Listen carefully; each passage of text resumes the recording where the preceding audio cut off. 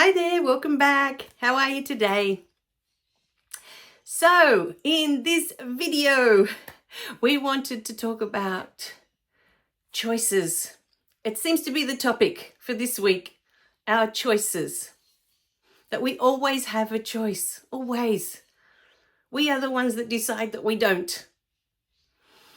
But in this beautiful video, what I wanted to share was, as I was away on holidays last week, and I'm at the beach and I'm in the water and these beautiful waves are lapping up on my skin, I had this moment where I was remembering when I first came back to Australia, because my parents decided to go back to South America when I was 15 years old. And I never felt at home there. I can't explain it, but to me it didn't feel like home because I had grown up here in Australia, and to me this was home. This is where I wanted to be. I don't know why. You know, why does one country feel like home and another doesn't? To my parents, South America was home, and they were miserable here. My mum had, severe back pain. She could hardly walk. And my dad had already had a severe heart attack by that stage, by the time I was 15. I was 12 when my dad had his first heart attack. So they were miserable here. All they wanted to do was go back home, to their home, to South America.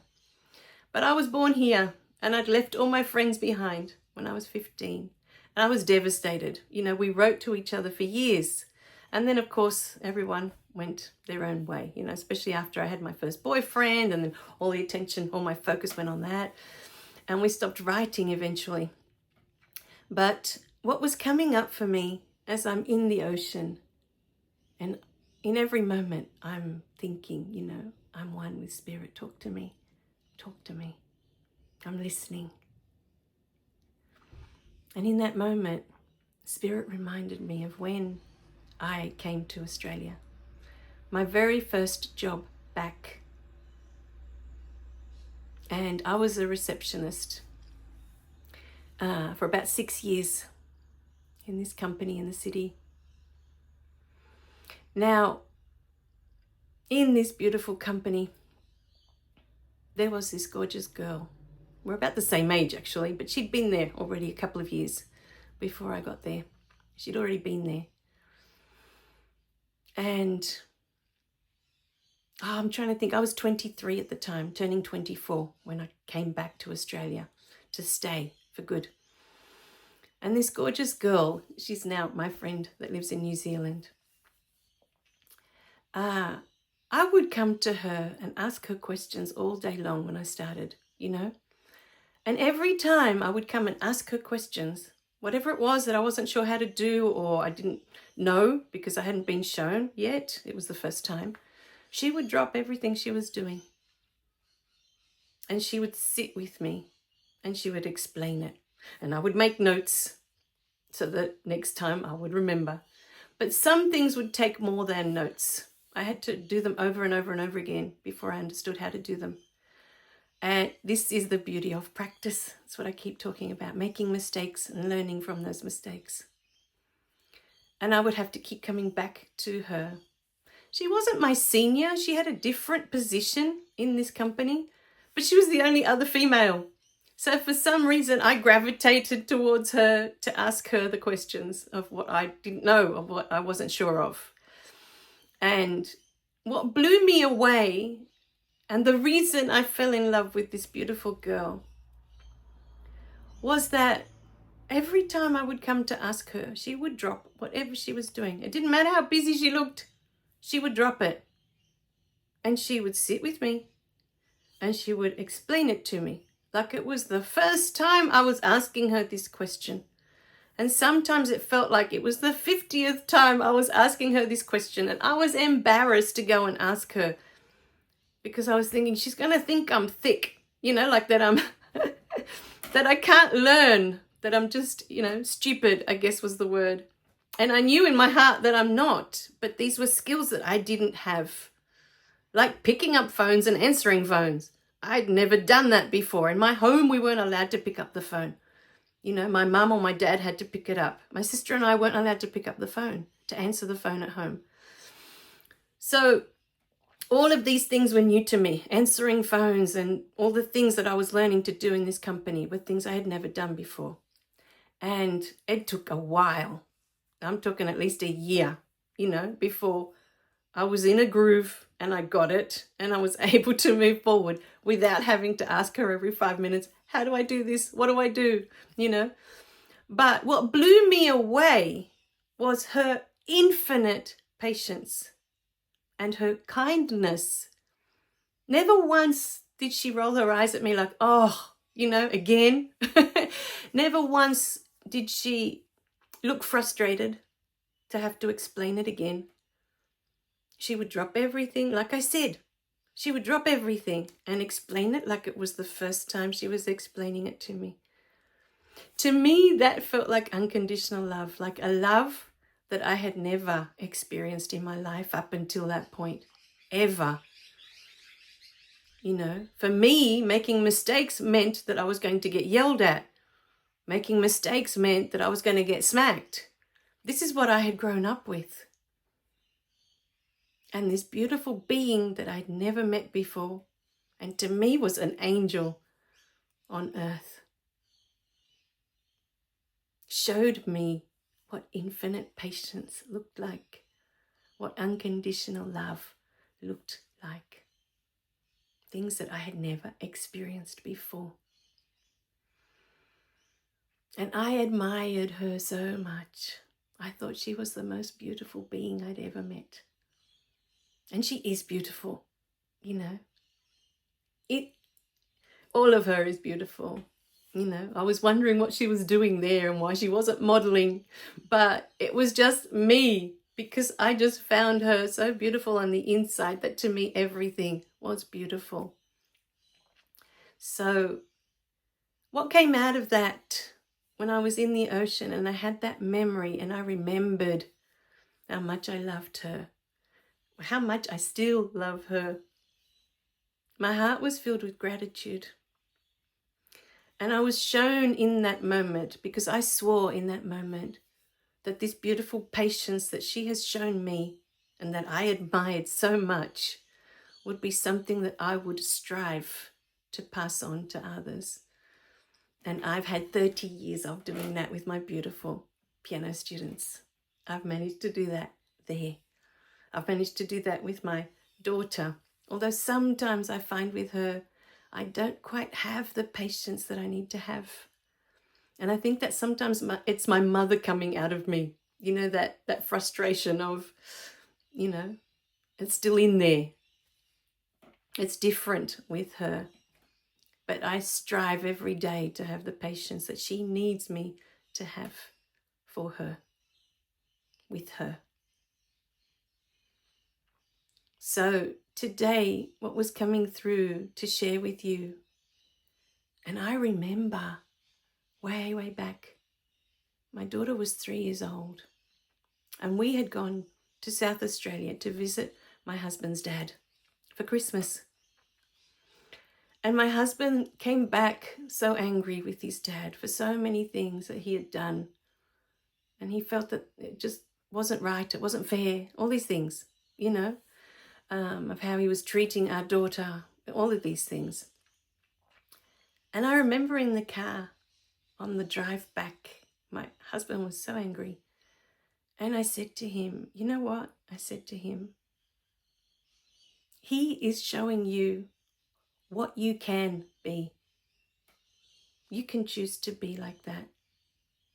You can choose to follow that example and be just like him. I said to my husband, in every moment we choose who we are. And sometimes these beautiful beings come into our lives to show us who it is that we don't want to be. This is the magic of these beings. They show us what we don't want to be. They're showing us that in every moment we get to choose who it is we want to be. Do we want to be infinite patience? Is this who we choose to be? Do we want to be unconditional love? Is this who we choose to be today?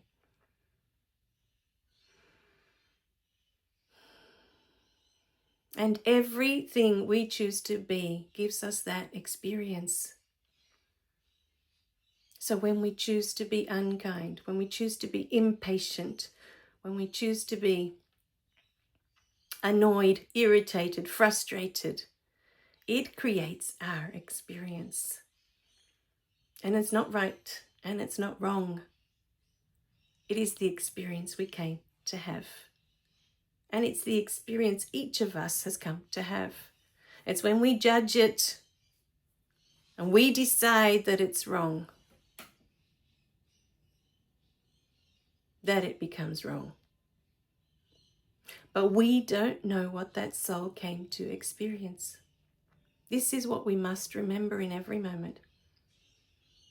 When we say things out of judgment, know in your heart that that soul needed to receive that information. For whatever reason, whatever it is that you've said, don't beat yourself up over it, ever. It was meant to be said. That soul needed to hear that information. That you can reflect on it later and know for yourself, oh, I said that out of judgment. Then it's a good time for you to reflect on yourself. Why did I need to judge that? What is it in me that doesn't accept that? What am I not accepting? And the truth is that when we can't accept something in someone else, it is something that we cannot accept in ourselves.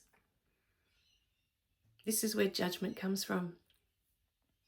What we judge in others are things that we don't accept in ourselves, that we can't accept in ourselves, that we can't love about ourselves. Therefore, we judge it in others. If it's not in your system, you don't notice it. It doesn't bother you. You have no need to judge it if it's not in your system. And many of us seem to think that it's from this lifetime. Oh, I haven't experienced it in this lifetime. I'm judging that, but I haven't experienced it in this lifetime. For example, if you find yourself constantly judging pedophiles and you see them in the news and, oh, you have all this judgment against pedophiles, but you haven't experienced sexual abuse in your life, chances are that that judgment is not from this lifetime. I know from many past life regressions that I've had, past lifetimes, that I've seen all the stuff that is still stored in my energetic field that hasn't been forgiven, that hasn't been released. So when you are judging something, it may not even be from this lifetime. It may be from many, many, many lifetimes before this one. And they are things that you still judge because you haven't accepted that you needed to have that experience, to gain the wisdom, to gain the knowledge that you needed for your soul, for spirit. You haven't forgiven yourself for those lifetimes, for the lifetimes that you've hurt others, for the lifetimes you've abused others.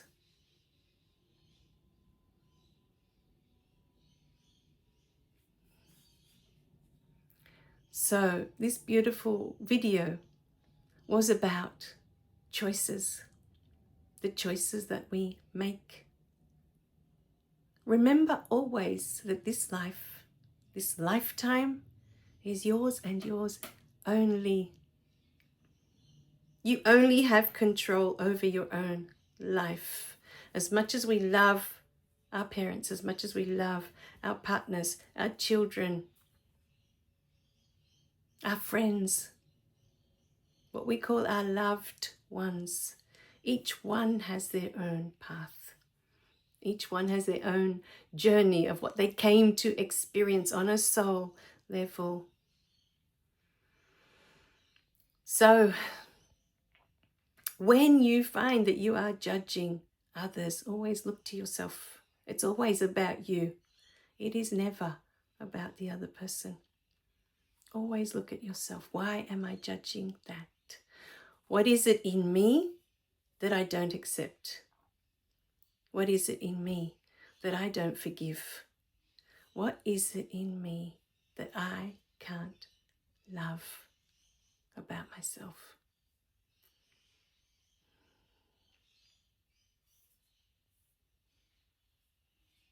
When I had my first awakening after my daughter was born, and I had written the first book, Your Past is a Gift, but I hadn't published it yet. I had just finished the manuscript that I was handing out that Christmas.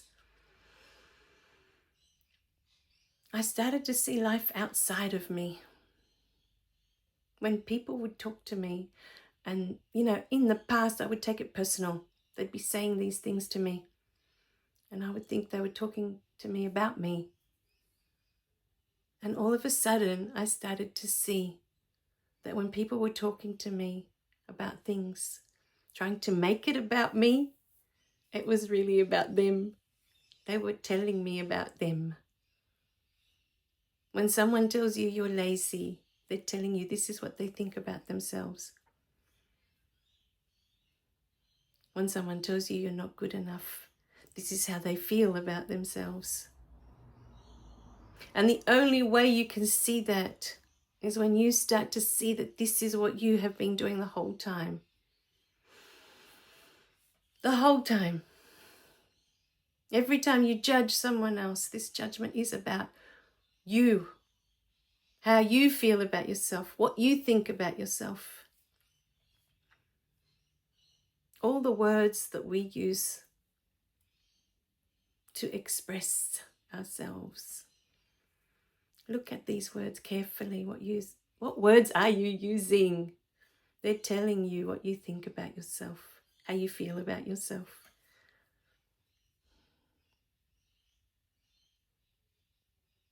I remember being in the office a long time ago, and someone came out and said, "Who stole my stapler?" Who stole? I remember that sticking in my mind. Thinking, who talks like that? Who took, who borrowed, but who stole? It's such a strong word. It shows intention. Who stole? It would never be a word that I would choose. But in that moment, the who stole my stapler stuck in my head. Why that word, stole? Why not took? Why not borrowed? Who took? Who took it? Where is it? It was an office. Everyone was borrowing everyone else's stuff all the time. Staplers, rubbers, whatever we needed. We were constantly borrowing from each other. But for me, it was the word borrow, not stole.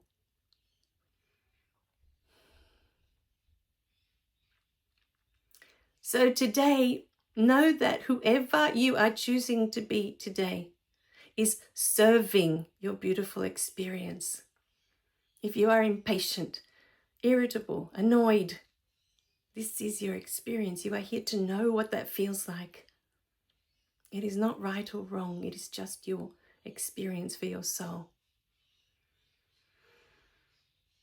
And when we judge it, all we do is make ourselves feel bad, that we're not supposed to feel these things.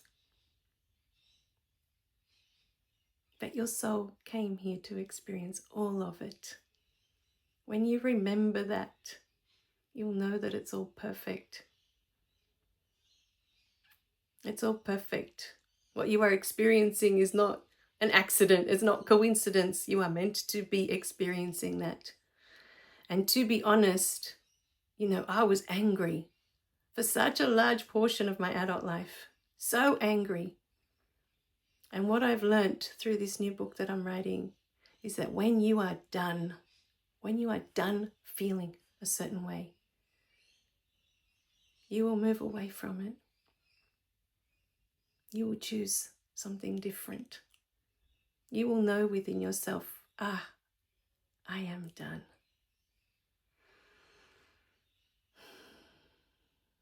The soul is done. It gathered all the information it needed. It no longer needs that experience. You can move forward to a different experience. Not a better one, not a worse one, but a different experience. Because they are all divine.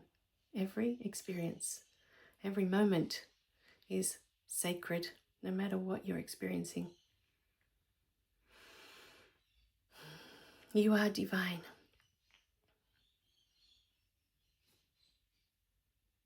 I love you guys. Remember to click like and subscribe so you don't miss any of the messages. And whoever you choose to be in this moment, know that it is perfect. I'll see you in the next video. Bye for now.